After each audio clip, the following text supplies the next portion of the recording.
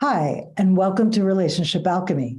I'm Marie Elizabeth Molly, and today we are talking with Rich and Shelby Satnam about making marriage yours. Not only have they done the damn thing and eloped in the mountains, but Shelby and Rich have created over 200 wedding experiences, each with their own personal touch in over 7 states and counting. Their goal is to draw upon each couple's authentic expression to curate a magical experience just for them. Rich and Shelby both bring a unique set of skills and past experiences into their passion for authentic weddings. Rich has this incredible ability to build connection through his previous work as a chaplain and relationship coach. Shelby has been a yoga instructor for several years and is able to intuitively bring a joyful and grounding presence to those around her. What a great synergy of talents. So welcome to the show. Thank you. That was really fun to hear. I know, right? It's like, oh, yes. But what was it like for you? I'm curious. Yeah, we do that. Yeah, I love that. Yeah, we do that. That's better than the alternative where it's like, oh, gee, is that me? That's a good sign that you've written a good bio. Thank you.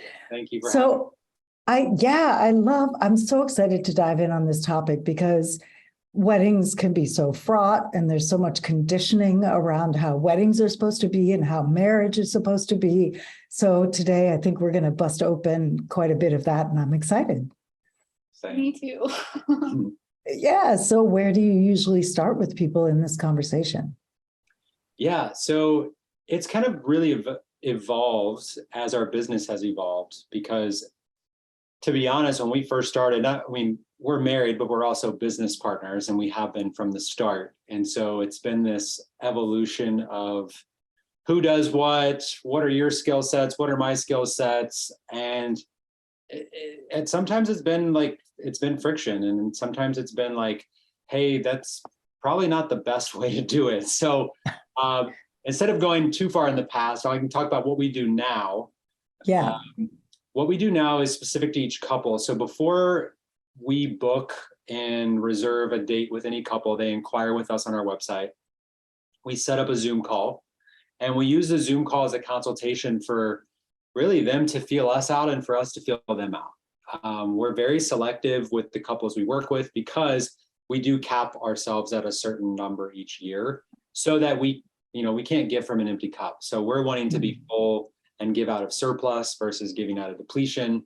And so couples start with a Zoom call and it's just covering what we do, covering what their vision is about. What are you excited about? What's the reason they're having an intimate wedding? So whether it's an elopement with 2 people or, hey, we're thinking about bringing 20 or 30. Cool. Who are these people to you? Why do you want them in your space? And I think couples are starting to realize they have more choice over who's allowed in the space.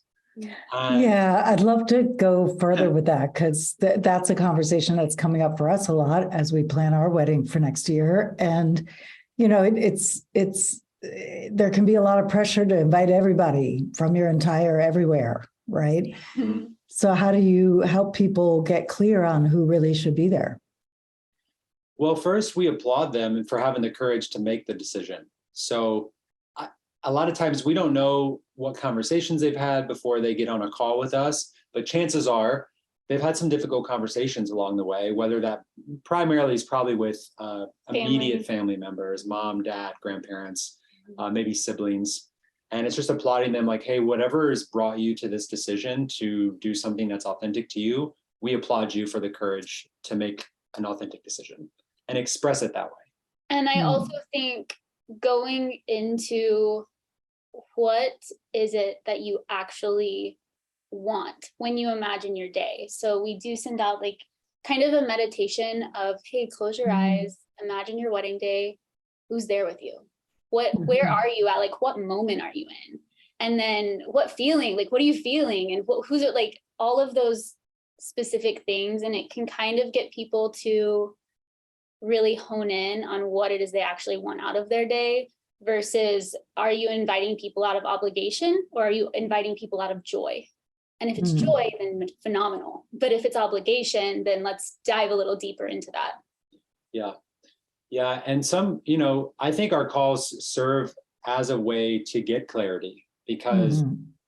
we present ourselves just the way that we are, and we're excited for them, whether they book us or not. And so Mhm. sometimes we treat every couple the same, even if they're kind of like on the fence. We help them say, hey, this is an aspect of something you could do. And sometimes we got an email yesterday that was like, hey, we really took the time. Our hearts are set on having a very intimate wedding. We want to move forward with you. And then other times it's like, hey, we had a really in-depth conversation, and in fact, like, we're just going to stay in our home state and we're going to have a larger wedding, because that after feeling into it, that's what we actually want. Yeah. And we Mhm. celebrate both ways. So Absolutely. The clarity is wrong way to better. do it. Absolutely. Yeah, totally. And so, what do you find? I'd love to come back to you two being married and working together. Like, what are some ways that you found help you through the times when it gets crunchy? I think the biggest I'm interested to know what that laugh was about. Yeah. I think the biggest time where it does get I like the adjective crunchy is funny to me. Yeah. But it's more so like, hey, we need space. Like, I need to go take a bath, or I need to be alone, or it's more so in the boundaries section of Mhm. I am not available right now and I need to go get myself to be in an availability type of Yeah, it's state. really like, we've really encouraged each other to advocate for needs that you have. So if I have a need of like, hey, I need alone time and space, and vice versa, like the freedom and permission to say it without the other one getting offended, or like, Yeah. oh, did I do something wrong? Sometimes it's just like, for us especially, it tends to be after the wedding day. So we've put all of our like energy and like holding space, and I mean, it is a ceremony. Like, we've done all this work for the ceremony. We know ourselves well enough now about either the day after or 2 days after, we need to be like, have alone time. Downtime is like built in, massages, like recharging. Because, to be honest, when we first started, there wasn't much emphasis on that. It was a lot of excitement, like, oh my God, this is happening. Like, this is amazing. People are we're working with us. We feel like we're falling into our calling and our passion. And it was like, we realized a little too late, like, oh, we need to actually like take time for ourselves, because friction does happen. It does get crunchy. And so I think advocating for your own needs, and then not building resentment, not allowing resentment to fester. And so many times we see couples allow one little thing to like tip the apple cart. And then when you talk to them about how did this one thing tip it? It's 6 months ago, this happened and that triggered it. So we've been very proactive about, hey, how are you feeling about the conversation we just had? We communicate differently. I'm typically more blunt, and Shelby is very more nurturing. I'm not as nurturing. And so she's like, hey, like, can we talk about the way that you said this? Like, this is how I heard it, versus like, hey, the last 6 months, you've been doing a lot of things that I don't really like. So like, whether that's in business as partners or just in your relationship, that constant check-in of like, I don't need validation. It's more, hey, I need validation that there is no resentment. And that's I think at the heart of it. And that's really allowed us to not get bogged down, kind of time bending, if you will. Yeah, that makes so much sense. So the highlights I heard were not letting resentment build up. So being proactive about checking in, especially if there's been friction, making sure that it was resolved. It sounds like, to both people, to both of your liking. And then the other piece about recognizing the need for self-care and alone time after a big peak of an event. That I call that coming down consciously. It's like deliberately, I call it like having a deliberate come down, because often if you don't have a deliberate come down, as it sounds like maybe you didn't have it structured in the beginning, something will happen to make you come down. And often that's picking a fight, wouldn't you say? Like, if you can think all the way back there, it might have been like getting like, bam, might have been the way that the energy chose to come down, because you didn't have a deliberate come down structure yet. Yes. Yeah. Boundaries around time and intention of like, hey, let's have this conversation at breakfast tomorrow, or like, let's, Mhm.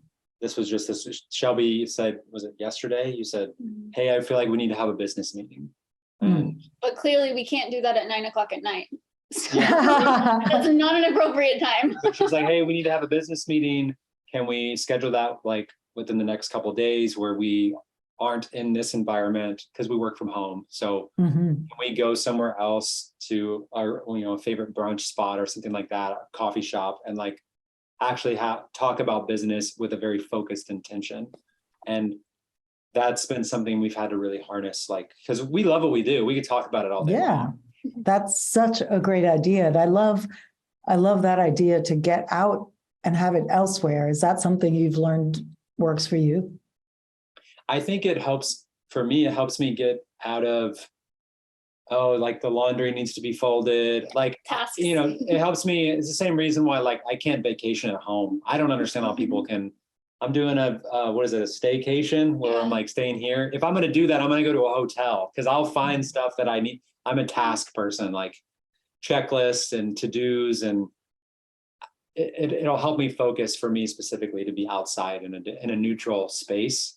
I don't know how you feel about that. Yeah, I think for the main reasons of it helps you. I can ignore everything that needs to be done.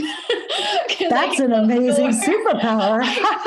I can close the door in like a bedroom and just be like, okay, I'm here. I'm a little different. My brain I am wired differently than Rich, and that's why we are so successful, because we both balance each other out in really good ways. Yeah. Yeah, I'd love to unpack that more. Say more about that.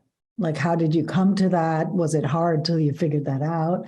What has it changed for you to I know? think to answer, like, was it hard until we figured that out? I think that it's more so we've embraced our strengths even more along the way. And so it's really been a progression of, oh, hey, let's add this. Oh, hey, you're really good at this. So I don't think it was ever ignored, but it was also just, so I'm very creative. I live in the clouds sometimes. I can visualize something and know exactly how I need to make that vision come to life. Rich is very structured, timelines, communication. He's great at communicating with vendors, with connecting people. I more so am, hey, what needs to be done? And then let me do it. And don't ignore, and don't Just interrupt me. Leave me alone. Yeah, don't interrupt me. Let me do my thing, and I will complete the task, type of thing. While you are very more sporadic, honestly, your energy is, hey, he can be interrupted multiple times and still do everything that he needs to do. And I would rather just be alone and finish what I do. So I think the thought that came to mind was it was unconscious until it wasn't, as far as like the sticking points of like when we discovered human design, for instance, and we looked back at like how we interact with each other. It was like the unconscious was made conscious, and it was like, oh wow, I've been like taking that a completely different way, and looking at it with like a lot of grace and a lot of like really a lot of laughter, like oh wow, like rather than, oh man, what the hell were we thinking, like why would we, it was just like, that's hilarious that's how we would interact with each other. Or it's a continual thing, like we're still growing, we don't have it all figured out, but it's the willingness to show up and say like, I'm willing to figure it out when the mirror is presented of like, hey, this is what's actually happening. Like we both committed to run toward each other in those type of moments, versus like you're on your own, like you got to figure that out. And so I think that's been very fruitful and very productive in creating the space to kind of flub around and mess up, and when it gets crunchy, to kind of play around on the crunchy. And benefit of the doubt's been big too. Oh yeah, say more about that. Well, you go into any relationship, whether it be a romantic or even a friendship, and at a certain point, maybe even not at a certain point, like there's just things that can come up in another person that reflect back to you either a past wound, memory, trauma, difficulty. It could also be, on the flip side, it could also be something that's super positive and like reminds you of something beautiful. And relationships are this bubble to like work within on self-growth, self-perception, self-inquiry, and the idea that like Shelby's not out to intentionally harm me.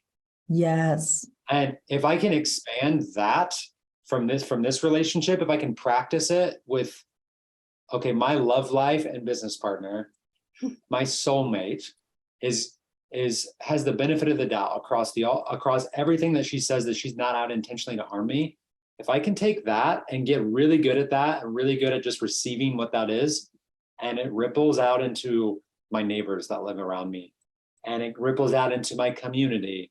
Just imagine like the impact of giving every single person the benefit of the doubt. Oh, It's just huge. a whole new lens to view humans through. Yay. Yes. I'm a yes.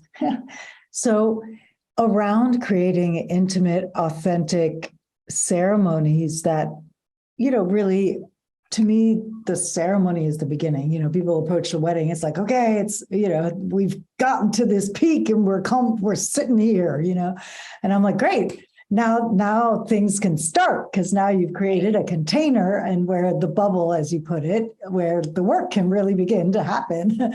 So I'd just love to know really kind of how you got interested in that, where's it come from, your care for this moment in a couple's life? I think that for us, marriage is a transition. It's a very much a transitional moment. And in a lot of spaces, no one really knows how to hold that container for someone in transition outside of like the church or outside of some type of religious organization.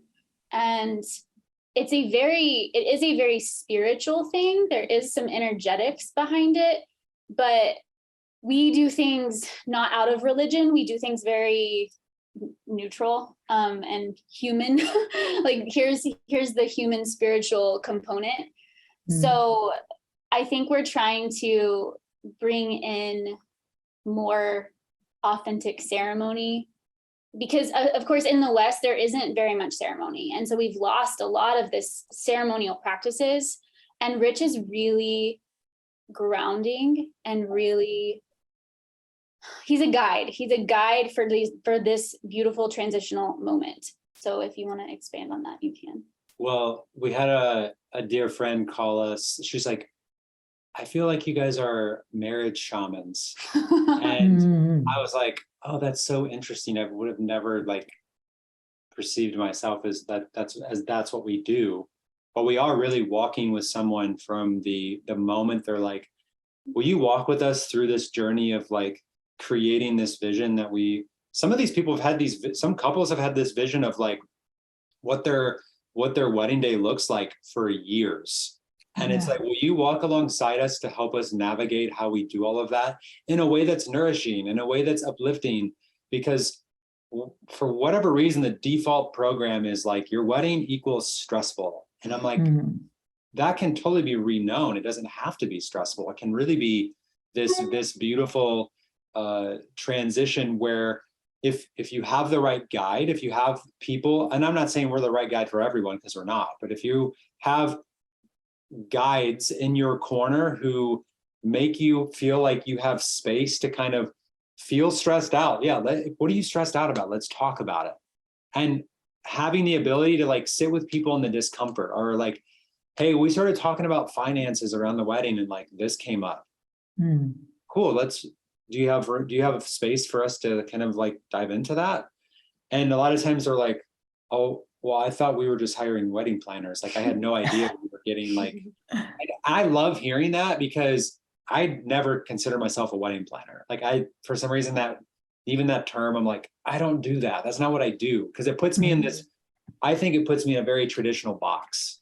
Yeah. Like, oh, you're a wedding planner. You have an idea of what that is. And I'm like, I'm so much more than that. And to your note about the religious aspect, when I started looking into relationship coaching and wanting to offer that, to go get certified somewhere. Good luck finding a space that's not religious, and finding couples.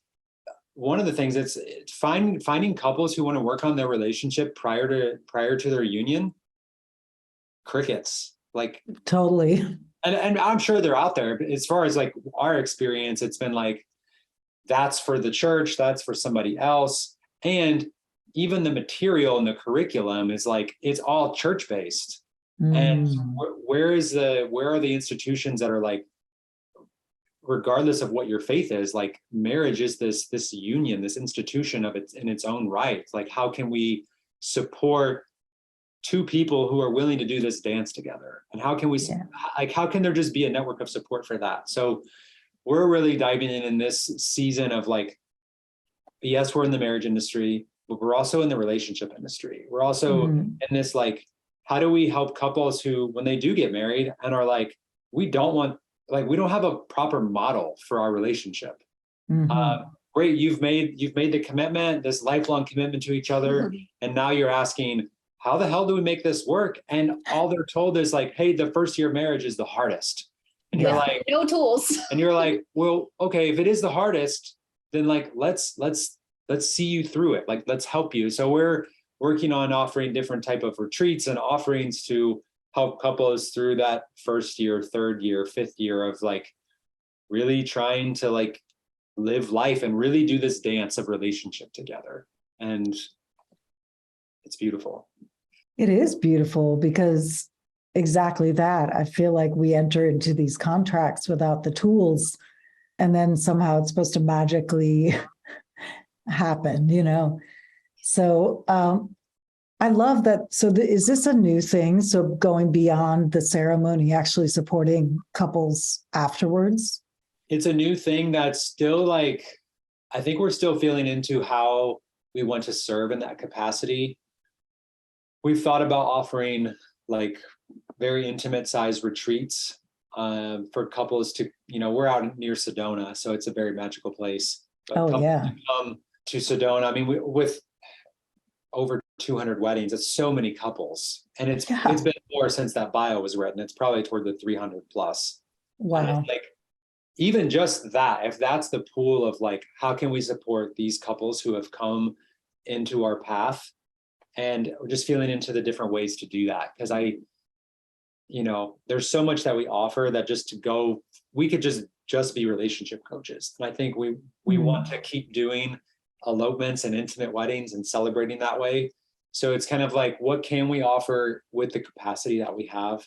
Well, I also think the people who are attracted to us are doing things differently.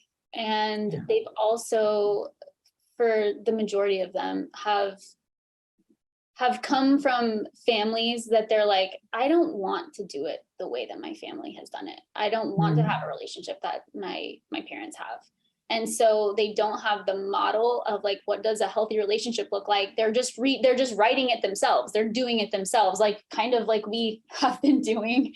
And so there is a need for nourishment in those types of relationships. Absolutely. Yeah.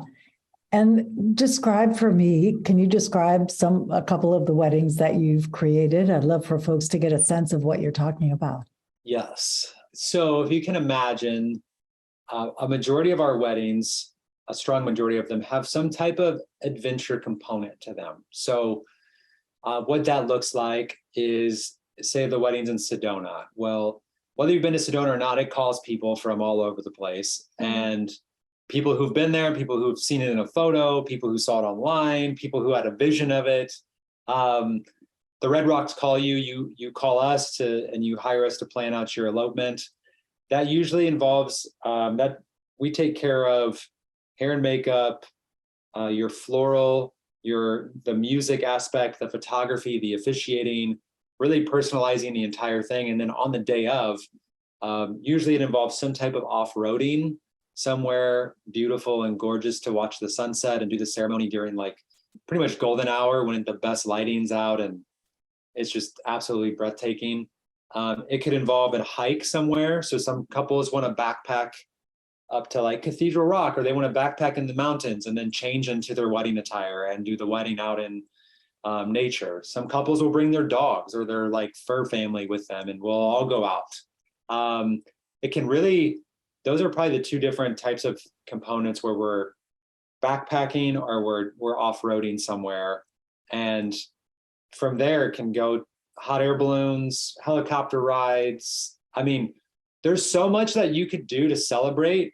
That's why instead of a wedding, we usually call it your wedding experience. Like, what do you want to experience? And do you want to make it more than one day? Because we do offer like multi-day like options. So if couples want to come and they want to do their ceremony and photos at sunset, and then the next day they want to go on a hot air balloon ride, or they want to go whitewater rafting, or they did the hike for the ceremony, but then they want to go off-roading and get other photos. So you can really like enhance, it doesn't have to just be a one-day thing. You can really extend it out if you want to. So yeah, the weddings, they all look different because every couple has a different expression of like what they want. And I think I think it's important to mention your thing about the prompting and how you take photos, because it's very different than most people have had their photos taken.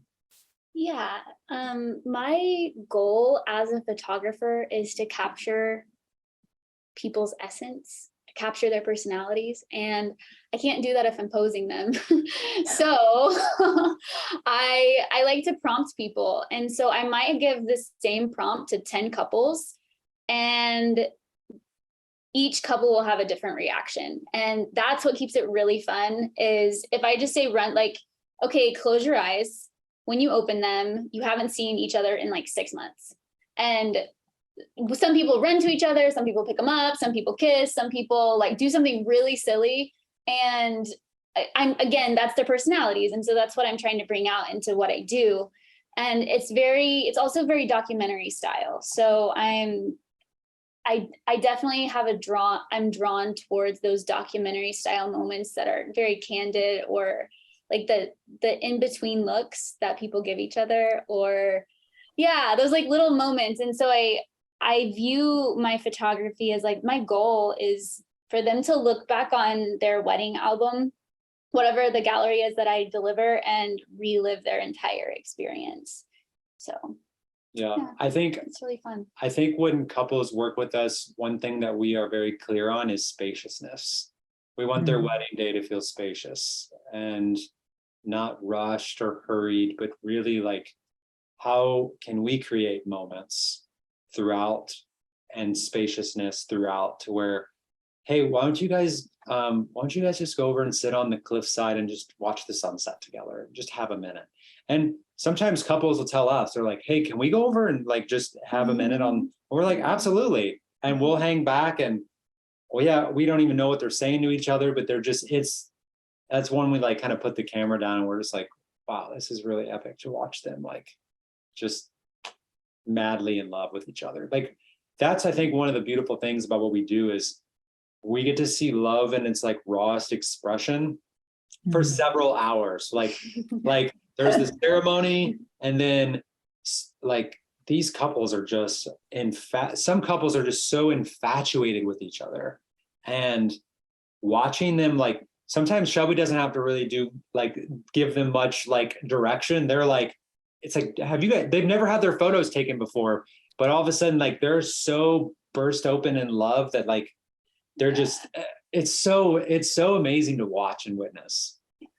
Yeah, so we're really creating the moments and creating the container so that people feel safe to fully express themselves. Yeah, we tell people they're not allowed to hold it together. Oh, that's so good. Yeah, because there can be this perceived pressure, like, oh, I have to be perfect for the photos, you know? Yeah. But the thing you're going to remember when you look at the album is you're going to connect with how you felt. Yeah. If the photo represents a feeling. So that's, I love that. It's so beautiful. Yeah. Yeah. I wish more wedding photographers thought that way. With my first marriage, we had a photographer that had somewhat, the kind of documentary feel. So we did get some things like that in my first marriage, but it's unique. You don't see that things just tend to be so posed all the time. and stiff. So, One thing so that's really go ahead. is, for whatever reason, we attract a lot of second marriage couples. Mm, And I don't really care to know why. I not that I don't care to know why. It's just like I've stopped asking why this keeps happening, because it's almost like this was the person that they were meant to be with at that time. And then this is a way for them to redeem something in their past, or redeem this aspect of marriage for themselves. And some of those weddings have been like the absolute best. Oh, yeah. I mean, I think, when you're talking second or third or however many marriages, it's like at that point you've knocked out the one that was for the family. Like you kind of probably did the conventional one. And there really is a freedom to design it your own way, and maybe a little wisdom, like, oh, maybe part of why the first marriage didn't work out is it was rife with conditioning, and I didn't know how to be fully me in the partnership, right? And so now there's a chance to do it again, but actually make it yours. And so that makes so much sense to me that someone doing a second or third or more wedding would reach out and want like a really unique, custom, self-designed, authentic experience. Yeah, there's a sense of maturity, like a sense Yeah. of the way that you said, like not really being concerned with the conditioning and like, are the conditions behind their decisions. They're doing it out of their own desire for what they want. And that's very much in line with what we're about. So it pairs really well. I love that. So I understand you have a really cool free gift for our listeners. Would you talk a bit about that? Yes. So the free gift is a vow writing guide. This is a tool that I use with every couple. When we first started, vows were one of the things that were pretty optional when it came to the ceremony. Do you want to write your own vows, or do you want to do repeat after me? And after doing so many weddings where couples have elected to do repeat after me, and it wasn't very many, I would say it was a handful, I started to notice the energy shift in couples who would repeat what I said off of some paper that, I looked up online, or like there's so many different vows you can choose from, right? Versus the couples who would write them authentically and express in their own words what their commitment was.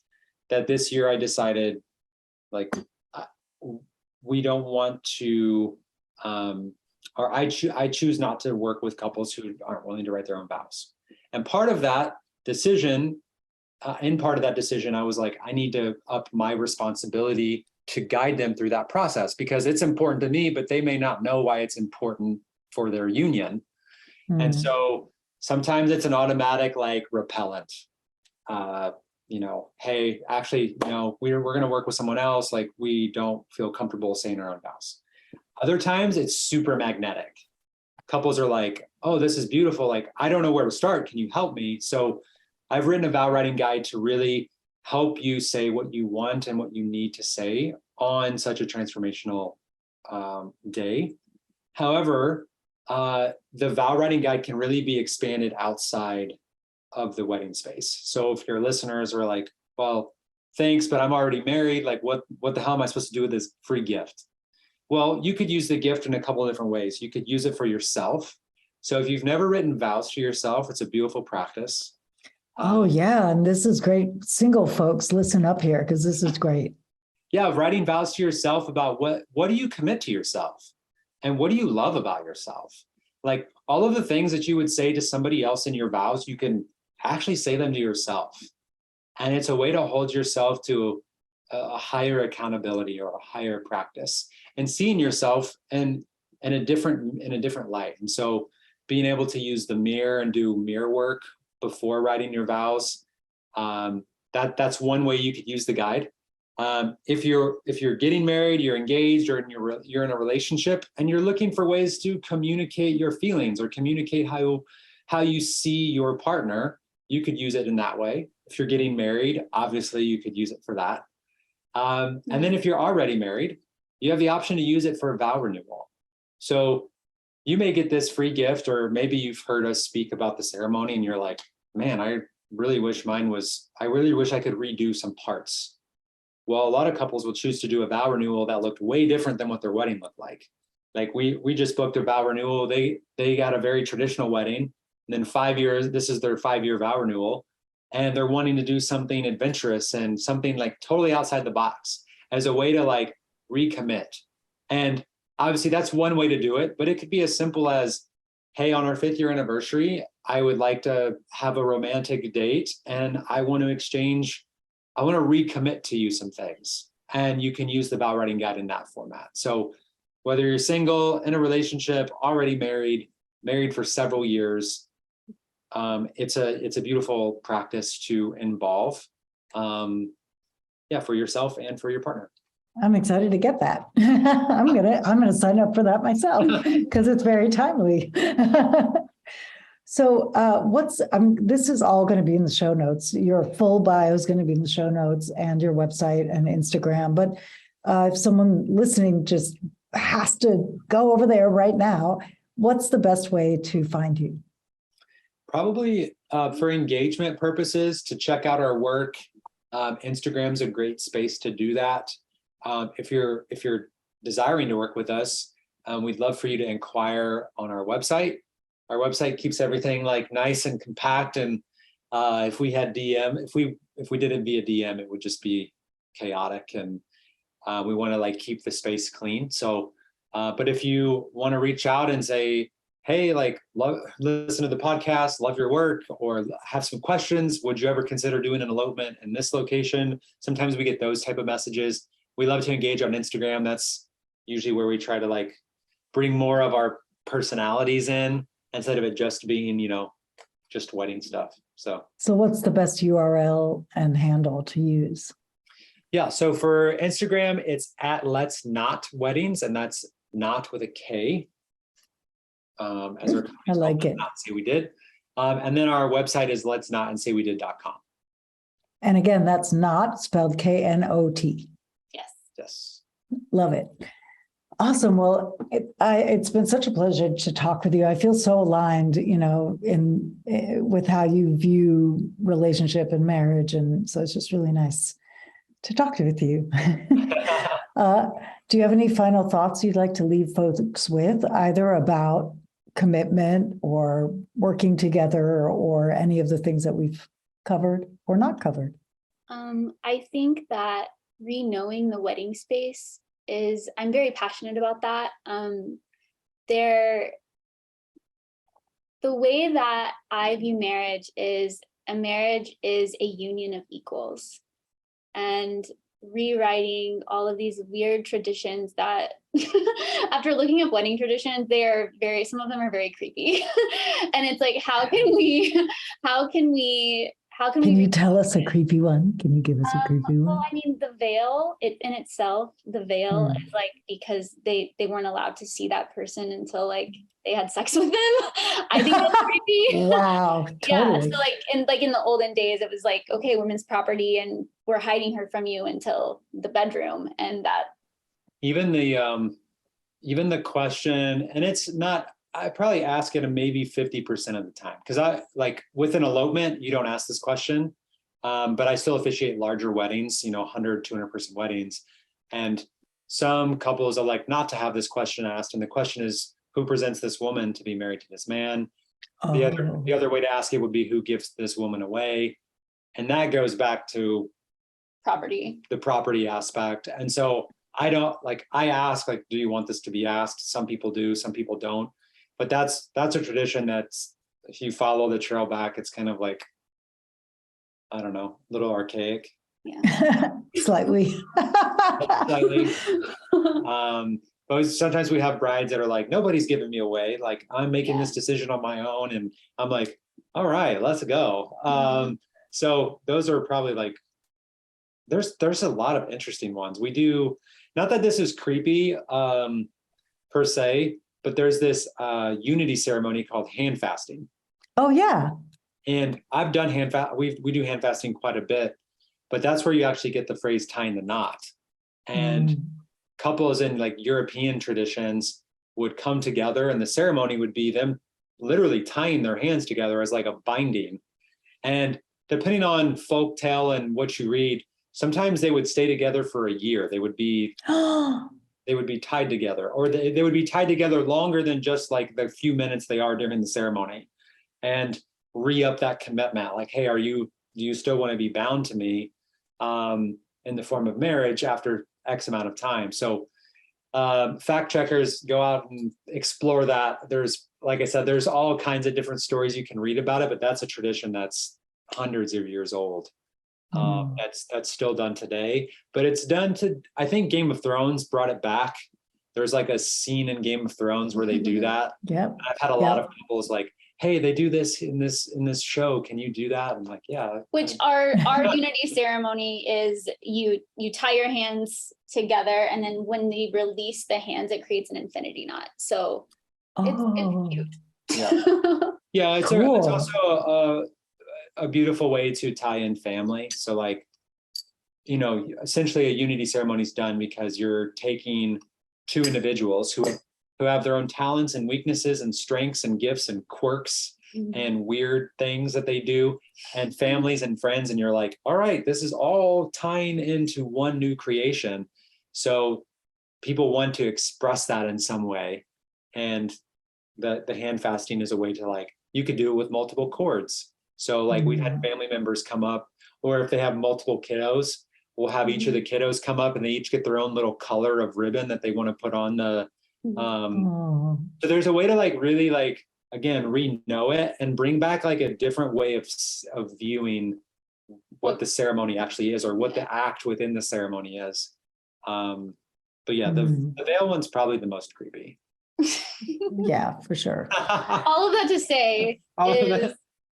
I think it's important that marriage can be reknown in a beautiful way that is uplifting.